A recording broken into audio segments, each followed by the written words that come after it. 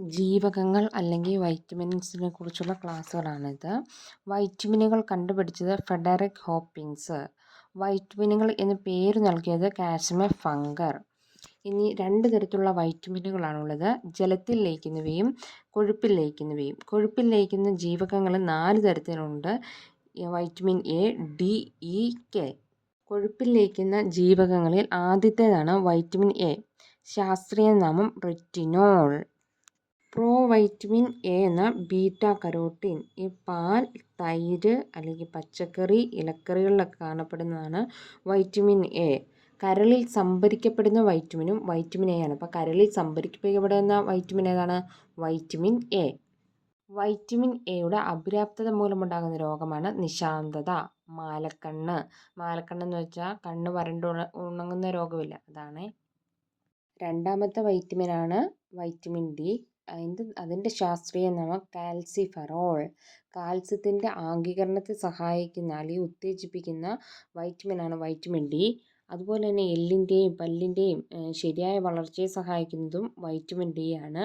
ഈ vitamin ഡിയെ sunlight vitamin എന്നും അറിയപ്പെടുന്നുണ്ട്. സ്റ്റിറോയിഡ് വൈറ്റമിൻ എന്നറിയപ്പെടുന്നതും വൈറ്റമിൻ ഡി ആണ്.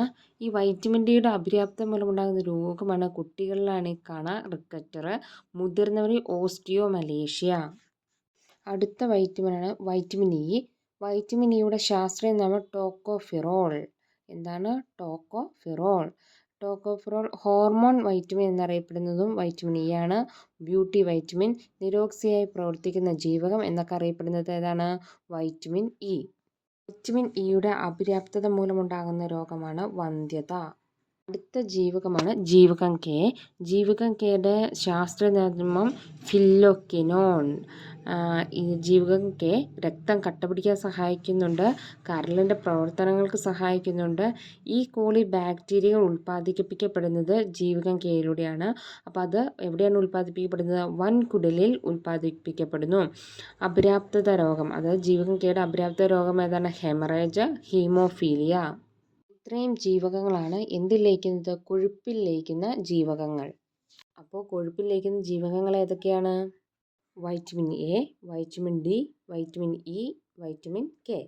ജലത്തിൽ ലയിക്കുന്ന വൈറ്റമിനുകളാണ് vitamin B complex and C. ഇനി ആദ്യം വൈറ്റമിൻ ബി കോംപ്ലക്സ് ഉണ്ടല്ലോ, അത് ഏതൊക്കെയാണെന്ന് നോക്കാം. അതാണ് വൈറ്റമിൻ B1. വൈറ്റമിൻ B1ൻ്റെ ശാസ്ത്രീയ നാമം തയാമിൻ. എന്താണ്? തയാമിൻ. ഏറ്റവും കൂടുതൽ കാണപ്പെടുന്ന എന്തിലാണ്? തവിടിൽ ഏറ്റവും കൂടുതൽ കാണപ്പെടുന്ന വൈറ്റമിനാണ് വൈറ്റമിൻ B1. വൈറ്റമിൻ ബിയുടെ അപര്യാപ്തത രോഗമാണ് ബെറിബെറി. എന്താണ്? ബെറിബെറി. അത് PSC എക്സാമിനൊക്കെ മിക്കപ്പോഴും ചോദിക്കാറുള്ളതാട്ടോ. വൈറ്റമിൻ B2 ശാസ്ത്രീയ നാമം റൈബോപ്ലോവിൻ അല്ലെങ്കിൽ ലാക്ടോപ്ലോവിൻ. പാലിൽ ഏറ്റവും കൂടുതൽ കാണപ്പെടുന്ന വൈറ്റമിൻ B2 ആണ്. വെയിലിൻ്റെ ചൂടേറ്റ് നഷ്ടപ്പെടുന്നതും വൈറ്റമിൻ B2 ആണ്. ഈ പാലിൽ ഇളമഞ്ഞ നിറം നൽകുന്നതും വൈറ്റമിൻ B2 ആണ്. അടുത്തത് വൈറ്റമിൻ B3 നിയോസിൻ അല്ലെങ്കിൽ നിക്കോട്ടിക് ആസിഡ് എന്ന് പറയുന്നു. അപര്യാപ്തത മൂലമുണ്ടാകുന്ന രോഗമാണ് പല്ലഗ്ര. അതിന് വൈറ്റമിൻ PP എന്ന് അറിയപ്പെടുന്നു. Vitamin B5 pantothenic acid. Vitamin B6ൻ്റെ ശാസ്ത്രീയമായ പിമിഡോട്ടിക് ആസിഡ്. Vitamin B7 biotin. ഇത് വളരെ പ്രധാനപ്പെട്ടാണ്. Vitamin B7 biotin. Vitamin B7 vitamin H എന്നറിയപ്പെടുന്നുണ്ട്. അതുപോലെ അടുത്താണ് vitamin B9 folic acid. Vitamin M എന്നും അറിയപ്പെടുന്നതും വൈറ്റമിൻ B9 ആണ്. അതിൻ്റെ അപര്യാപ്ത രോഗമാണ് നിക്കോളോപ്ലാസ്റ്റിക് അനീമിയ. അടുത്തത് വൈറ്റമിൻ 12 സയനോകൊബാലമിൻ. കൊബാൾട്ട് ധാതുക്കൾ അടങ്ങിയിരിക്കുന്നു. അപര്യാപ്തത പെർനീഷ്യസ് അനീമിയ.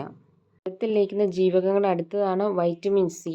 വൈറ്റമിൻ സിയുടെ ശാസ്ത്രനാമമാണ് അസ്കോർബിക് ആസിഡ്. എന്താണ്? Ascorbic acid. ഇനി വൈറ്റമിൻ സി. മനുഷ്യ ശരീരത്തിൽ ആദ്യം തിരിച്ചറിഞ്ഞ വൈറ്റമിനും വൈറ്റമിൻ സി ആണ്. ലാബിൽ കൃത്രിമമായി ഉണ്ടാക്കിയ വൈറ്റമിനാണ്. ചൂട് തട്ടിയാൽ നഷ്ടപ്പെടുന്നു വൈറ്റമിൻ സി. രോഗപ്രതിരോധത്തിന് സഹായിക്കുന്ന വൈറ്റമിൻ സി ആണ്. മൂത്രത്തിലൂടെ നഷ്ടപ്പെടുന്ന വൈറ്റമിൻ സി ആണ്. മുറിവുണങ്ങാൻ സഹായിക്കുന്നു. കഴിച്ച ഭക്ഷണത്തിൽ അത് ആഗീകരണത്തെ ഉത്തേജിപ്പിക്കുന്ന വൈറ്റമിൻ സി ആണ്. വൈറ്റമിൻ സിയുടെ അപര്യാപ്തത മൂലം ഉണ്ടാകുന്ന രോഗമാണ് കാർവി. അത് മോണയെ ബാധിക്കുന്ന രോഗമാണ്. അതിനെ നാവികരുടെ പ്ലേഗ് എന്നും അറിയപ്പെടുന്നു. ജീവകങ്ങളുടെ എണ്ണം ചോദിച്ചാൽ 13 എന്നും കൂടി ഓർത്തിരിക്കണേ. ഇത്രയാണുള്ള ജീവകങ്ങളെക്കുറിച്ച് പഠിക്കാനുള്ളത്. ഇഷ്ടമായ എല്ലാവരും ലൈക്ക് ചെയ്യുകയും ഷെയർ ചെയ്യുകയും സബ്സ്ക്രൈബ് ചെയ്യുകയും ചെയ്യണേ. Thank you.